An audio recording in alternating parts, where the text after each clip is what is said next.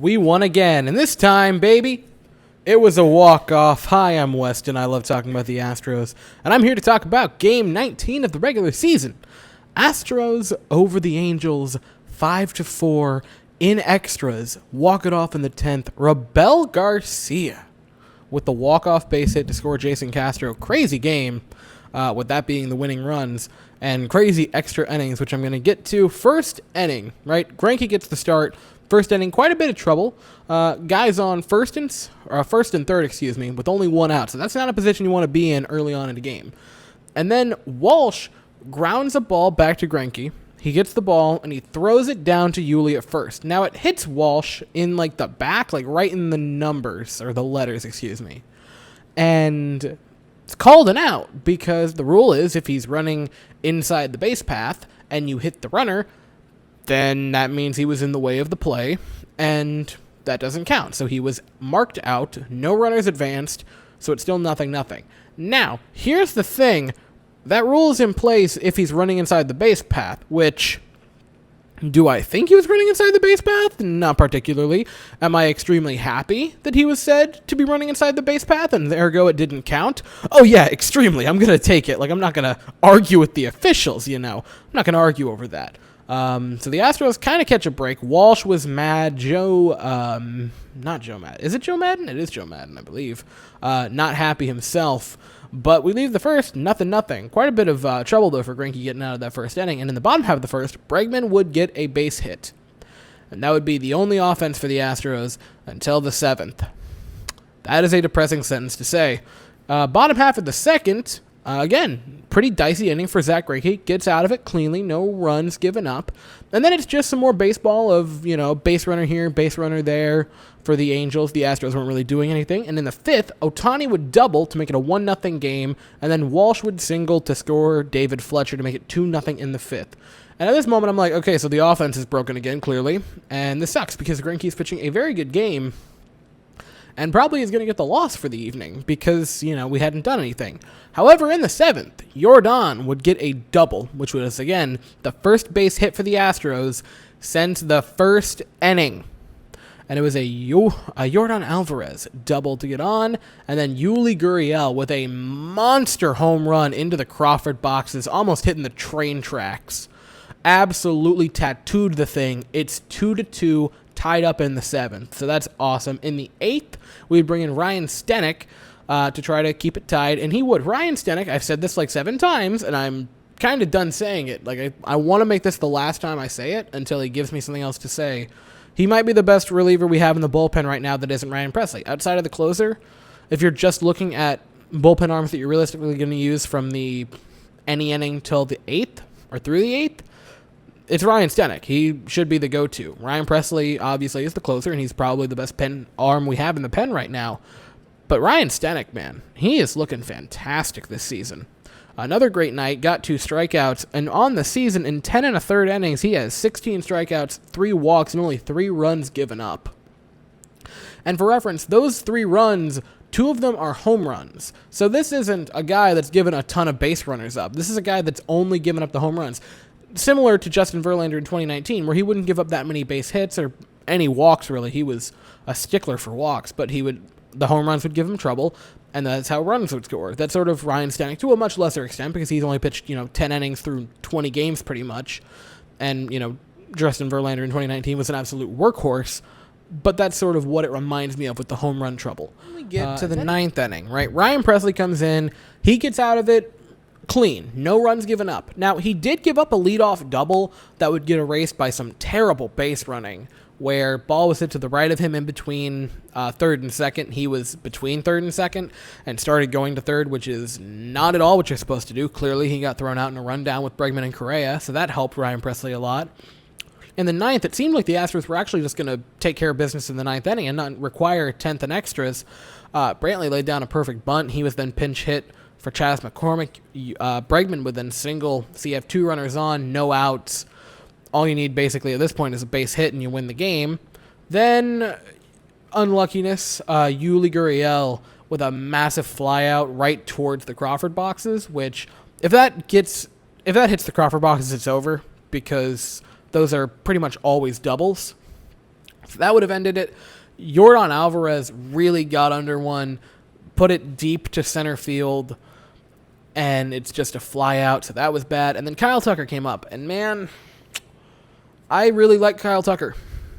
And I know he can be good because he showed us this last year. He would have taken away 2 plate appearances the year before. He wins Rookie of the Year last year, and I don't think it's particularly close. His numbers were fantastic compared to the winner of the Rookie of the Year. It was the Seattle Mariner. I forget his name. I believe he was their shortstop. Could have been their center fielder. I forget exactly. But his numbers were better. He probably would have won Rookie of the Year. Sadly, he had those 2 plate appearances in 2019.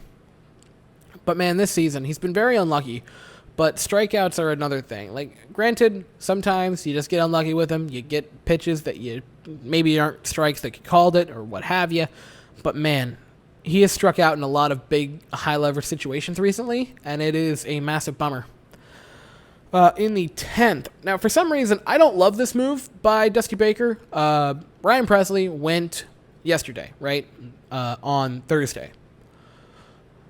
Brings him in for the 9th inning this game. I'm cool with that, But again, I mentioned yesterday, I would have rathered him not come in because you're probably going to have more close games throughout this series, and it would be better to bring him in those than these blowouts like we did yesterday.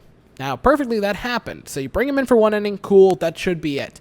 You send him out for a 2nd inning of work, and that usually doesn't go well. He usually starts off innings the same way. He'll give off like a base hit or a double or a walk, and then he'll completely lock it down afterwards. He did this in the 9th. He did this in the 10th. So this really shouldn't have been a shock that a leadoff double makes it 3-2, and now the Astros are looking to just hopefully stop the bleeding, which they would eventually, but there is a 4th run scored in the game, a 2nd one of the inning. And this was such a weird one. So Walsh comes up to the plate, who's batting .317 on the year. And you decide there's a base open, you walk him. You bring up Albert Pujols, who is batting, I believe, .224 on the season after the game. So probably like .220 going into that plate appearance. And a lot of Astros fans were saying, how could you do that? Why would you bring up Pujols, the Astro killer? How would you bring up Albert Pujols, who's just fantastic? That's the stupidest decision we could have made. And I respond to you with, no, that's the right call. You're not going to face Walsh, who's probably been their best hitter of late. He's been just one of the hottest hitters in baseball, really, since last fall. And you're going to bring up a guy in Pujols who, and I like Albert Pujols a lot. I think he is a really cool guy. He seems super nice and chill. But you're bringing up Albert Pujols, who's batting .220 on the year and has hovered around .220 for the past 3 years for batting average. Now, obviously, batting average doesn't say everything, but in situations like this, where you would need hits to, do damage, it tells you what you need to know. So this was the right decision. It backfired. He was able to single up the middle to make it 4-2, but that was the right call, and you can't change my mind on that. So in the bottom half of the 10th, the Astros would walk it off in this inning. First run would score by Straw, infield singling Kyle Tucker home. That was huge. Miles Straw needs to do this more, of just hit the ball on the ground and run like crazy down to first base. Take up that sort of Ichiro style of baseball. That's what Straw needs to do more of, because it clearly works. And then after Straw, Jason Castro comes up, and he would double.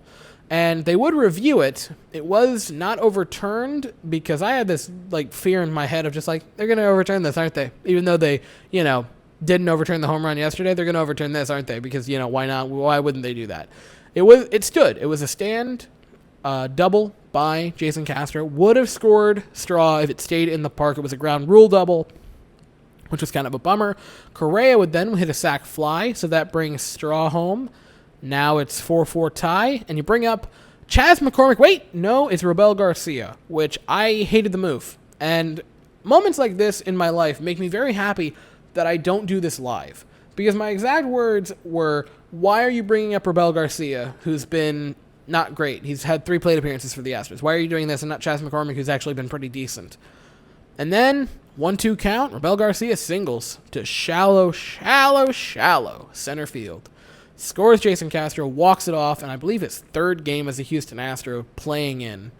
4th plate appearance for us. And man, what What a way to really say hello to your new teammates. Rebel Garcia, fantastic win for the Astros. Big one, 5-4.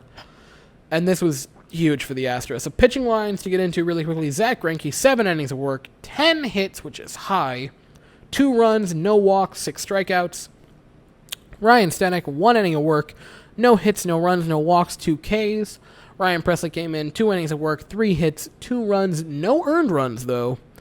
1 walk and 3 strikeouts. So my final thoughts for the game. Zach Greinke, first one, right? So last year, everyone knew who the aces of the Astros rotation were going to be going into the season. It was simple, right? It was Verlander on the top, coming off of a Cy Young season, and Lance McCullers coming off of his UCL Tommy John surgery. Cool, we're good. You got those two. And after the first 2 games, it looked like it was going to work fine. You had Verlander go 6 innings, 2 runs given up, and then you had McCullers do basically the same darn thing against the Mariners. Then it came out that Verlander was going to miss a lot of time, and eventually it came out that he would also need Tommy John surgery. And for a while there, we didn't really know who the ace was going to be. We thought it was going to be Greinke, but he ended up not being that. But for that entire season, the Astros were trying to find a starting pitcher that could be the ace. It was Greinke, then it was McCullers, then it was McCullers until that awful Arizona Diamondback start. I mentioned this before, but I still can't get over it. If you remove the Arizona Diamondback start, his ERA drops from 3.93 to 2.82, which is absurd. Anyway, then maybe it was going to be Javier. Maybe it was going to be Urquidy if he ever got healthy. Maybe it was going to be this guy or Belak or whoever, and it ended up being Framber Valdez. This season, it actually looks like Zach Greinke is going to be that ace that we need. He has a 2.76 ERA, I believe, through this part of the season, so he's off to a very good start. He's already pitched over 32 innings just in his first 5 games, which is fantastic that he's going deep into these games. And you might say he had a bit of a rough night tonight. It seems like that on the stat sheet. 10 hits isn't great, but the big thing is no walks. When you don't walk anybody, you can give up more hits. And if you don't give up any hits, you can probably walk for a few more people. 10 base runners, while isn't ideal, if you're not walking anybody, so it's only the 10 hits, isn't too shabby. Ryan Stanek, I've said this a lot, and I will say it one more time. He is probably our second best pitcher in the bullpen. He is the best outside of Ryan Presley, who is the closer. So if you're just looking at people that can go from any point in the start or leave through the 8th inning, Ryan Stanek is our best bullpen pitcher, period, end of discussion. And speaking of Ryan Presley, he came in 2 innings of work.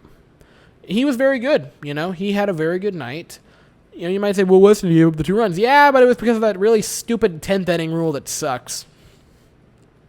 Like the 10th inning rule, the base runner on second is the worst thing in this league. And Angel Hernandez is still calling games. So that says something that the base runner on second is the worst part of the game right now. But Ryan Presley, still pretty good. Didn't give up any earned runs, struck out 3.